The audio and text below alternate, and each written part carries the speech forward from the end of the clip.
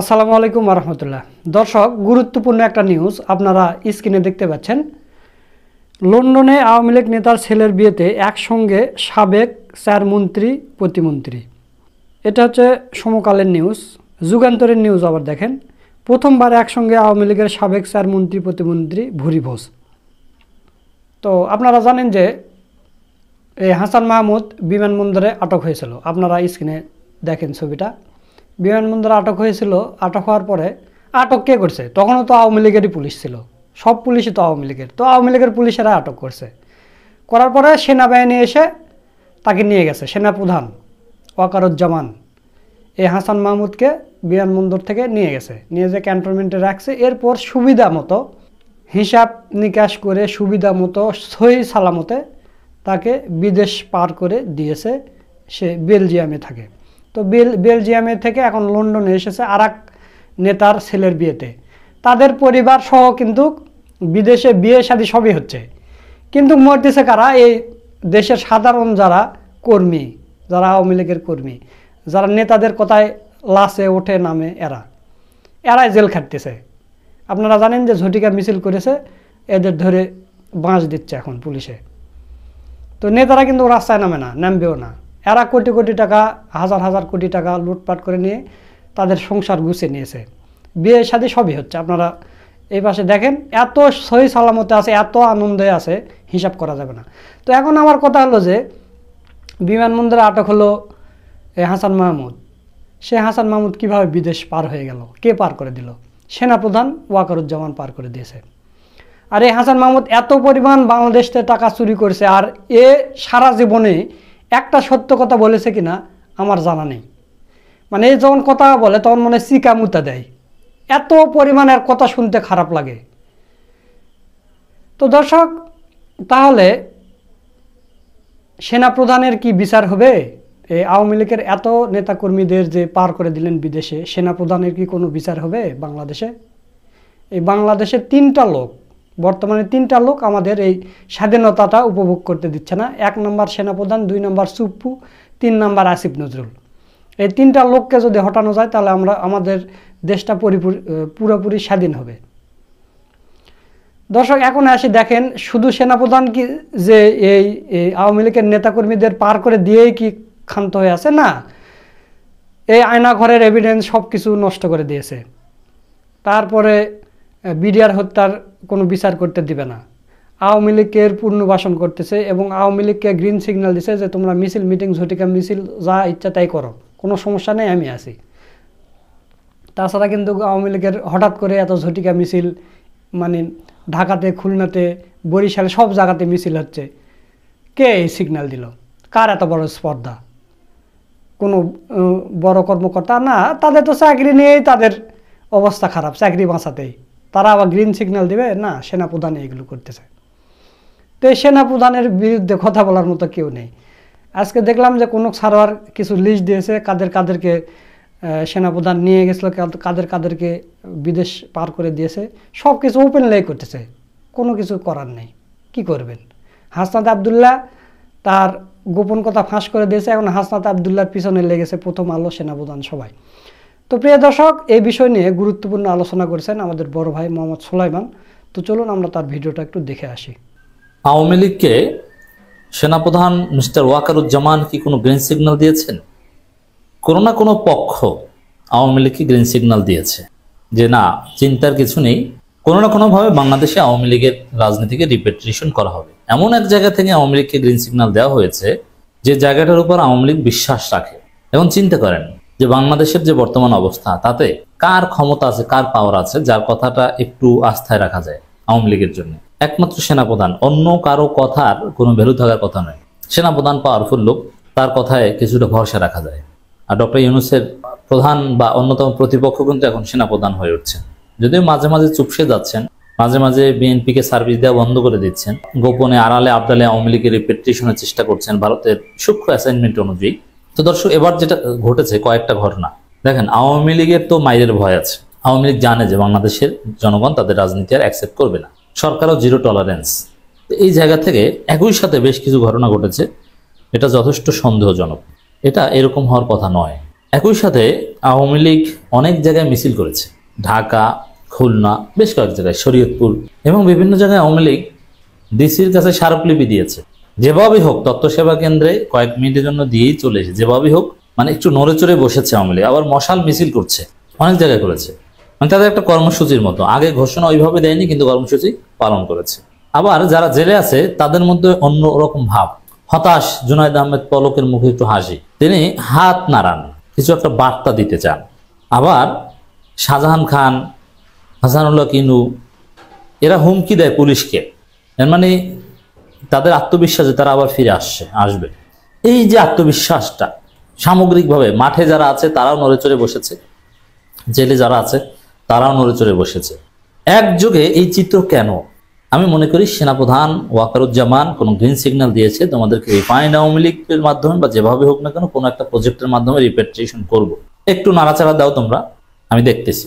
ভারত এমনকি হয়তো বড় বড় রাজনৈতিক দল অনেকে ম্যানেজও করেছে, এবং ম্যানেজ করার জন্য যে বৈঠক করছে সেনাপ্রধান, তাও তো আমরা আগে থেকে জানি।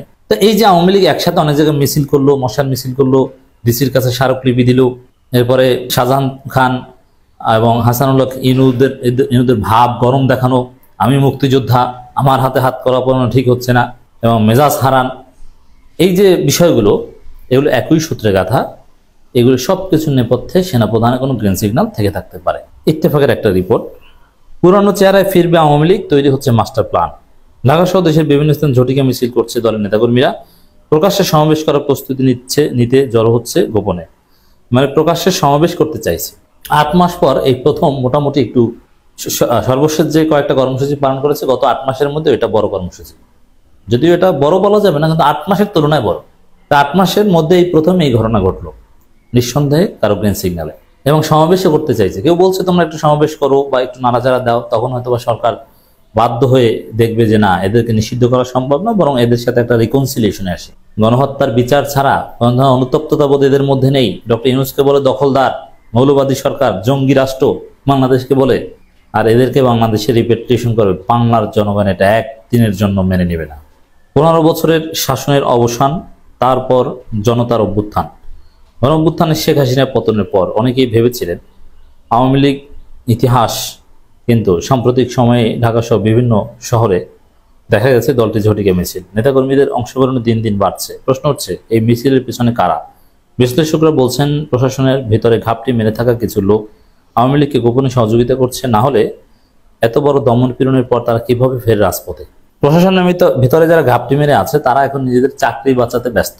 তারা আওয়ামী লীগকে এভাবে সুবিধা দেওয়ার সাহস করছে বলে মনে হয় না। এই সাহস একমাত্র সেনাপ্রধান করতে পারে, আর কেউ না। তার জায়গা থেকে এই সাহস করা সম্ভব।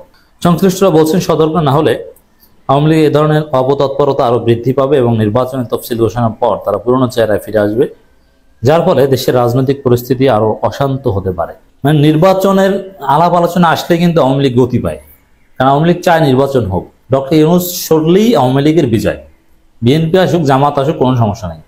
আওয়ামী লীগের জন্য সমস্যা হচ্ছে ডক্টর ইউনূস, কারণ ভারতের জন্য সমস্যা ডক্টর ইউনূস। অন্য যে আসুক ওটা ম্যানেজ করে আওয়ামী লীগ আসতে পারবে, কিন্তু ডক্টর ইউনূসকে ম্যানেজ করে পারবে না। জাতীয় নাগরিক পার্টির মুখ্য সংগঠক হাসনাত আবদুল্লাহ তার ফেসবুক পোস্টে জানান, যেদিন থেকে আমাদের আওয়ামী লীগ বিরোধী অবস্থান এবং কম্প্রোমাইজের রাজনীতির বিরোধিতাকে শিষ্টাচার বহির্ভূত বলা শুরু হয়েছে, সেদিন থেকে আওয়ামী লীগের মিছিল বড় হতে শুরু করেছে। তিনি আরো সতর্ক করবেন, অতি শীঘ্রই আওয়ামী লীগ নিয়ে সিদ্ধান্তে আসবেন, না হলে শিষ্টাচার বিরোধী আলোচনা শুরু করতে হবে। এই জন্য আমরা বলবো যে আসলে আওয়ামী লীগের যে নাড়াচাড়া, এগুলোর বিরুদ্ধে জামাত, শিবির, হাসনাত আবদুল্লাহ, পিনাকি ভট্টাচার্য, এদের রুখে দাঁড়াতে হবে। আর কেউ এই দেশকে আওয়ামী লীগের হাত থেকে বাঁচাতে পারবে না। এই হাসনাতরা যেরকম আওয়ামী লীগকে জয় বাংলা করে দিয়েছিল, হাসিনাকে পালাতে বাধ্য করেছিল, এই হাসনাতরাই পারবে আওয়ামী লীগকে ইতিহাসের পাতা থেকে নিশ্চিহ্ন করে দিতে।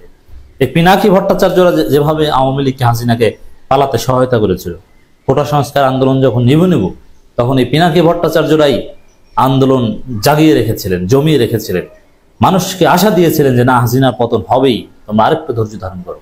এই আওয়ামী লীগকে ধ্বংস এই পিনাকি, হাসনাত, জামাত, শিবির এরাই করবে। শিবিরের কৌশলের কাছেই হাসিনা পরাজিত হয়েছিল, নিষিদ্ধ করেও পার পায়নি। এই জামাত, শিবির এরা একযোগে যদি ঐক্যবদ্ধ হতে পারে, একযোগে যদি অ্যাকশন নিতে পারে, ধানমন্ডি 32 দেখেছেন না, পিনাকি ছিল, হাসনাতরা ছিল, মানে পিনাকির তৎপরতা ছিল, জামাত শিবিরের লোকজন নারায়ে তাকবীর আল্লাহু আকবার স্লোগান দিয়ে ধানমন্ডি 32 ভেঙেছে, সব মতাদর্শের লোক ছিল। তো এরা যদি আসে সবাই আসবে, এদের হাতেই আওয়ামী লীগের কবর নিহিত। ন্যাশনাল ডেমোক্রেটিক মুভমেন্ট এনডিএম এর চেয়ারম্যান ববি হাজ্জাজ বলেন, ফ্যাসিজম ঠেকাতে আওয়ামী লীগকে নিষিদ্ধ করাই একমাত্র পথ। শুধু নিষিদ্ধ না, এদেরকে বাঁশ টলা দিতে হবে। আবার কেউ কেউ বলছে না নিষিদ্ধ করা যাবে না, যারা অপরাধ করছে শুধু তাদের বিচার করতে হবে না, এদের আসলে এদেরকে নিশ্চিহ্ন করতে হবে। আওয়ামী লীগ নামের কোনো কিছু চিহ্নই রাখা যাবে না।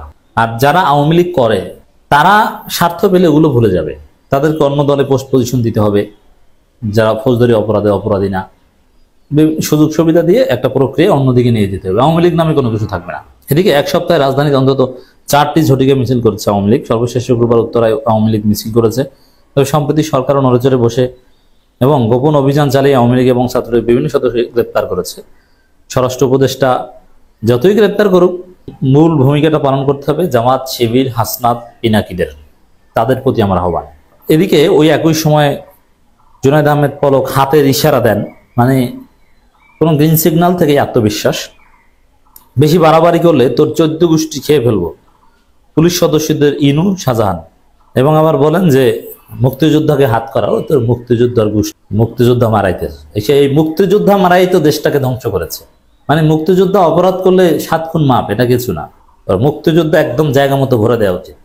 কিসের মুক্তিযোদ্ধা? মুক্তিযুদ্ধ 71 সালে যারা করেছে তারা সবাই সম্মানিত, কিন্তু 71 পরে যে আকাম করবে তার আকামের বিচার হবে, এটাই স্বাভাবিক। মুক্তিযুদ্ধ করলে কি তার 7 খুন মাপ? এটা কোন নীতিতে আছে? জেনেভা কনভেনশনে আছে নাকি? এগুলো কোনো কথা না। আওয়ামী লীগ বিভিন্নভাবে হুমকি ধামকি দিচ্ছে, মাস্টার প্ল্যান তৈরি করছে, এবং হাসানুল হক ইনুদুর আত্মবিশ্বাস পুলিশ সদস্যদের খেয়ে দেওয়ার হুমকি দেয়। কারণ এই যে পুলিশ সদস্যদের খেয়ে দেয় হুমকি দেয়, এত বড় সাহস কার গ্রিন সিগন্যালে পেয়েছে? আমি এখানেও সেনাপ্রধানের একটা গ্রিন সিগন্যাল থেকে থাকতে পারে, কারণ তিনি হয়তো বুঝিয়েছেন যে না বিচার টিচার এগুলো দিন শেষে আমি রক্ষা করব, সমস্যা নাই। একটা ভুল হচ্ছে যে এই সেনাপ্রধান এবং আওয়ামী লীগের চুপ্পু, এই দুইজনকে বিএনপির তৎপরতায় রেখে দেওয়া হয়েছে। দেশে যদি আওয়ামী লীগের কোনো অঘটন ঘটে থাকে, দায় বিএনপি এড়াতে পারবেন। দর্শক, আপনারা সোলাইমান ভাইয়ের ভিডিওটা দেখলেন, আশা করছি পুরো বিষয়টা বুঝে গেছেন। তো আজকের এই ভিডিওটা আপনাদের কাছে কেমন লেগেছে তা অবশ্যই কমেন্ট করে জানিয়ে দেবেন, এবং সেনাপ্রধান সম্পর্কে আপনাদের মতামত কি। সোলাইমান ভাই যেটা বললো বা আমি বললাম, আমরা আসলে এগুলো তো আমাদের চোখের সামনে দেখা বা নিউজ থেকে দেখা, কিছুটা অনুমান করেও বললাম।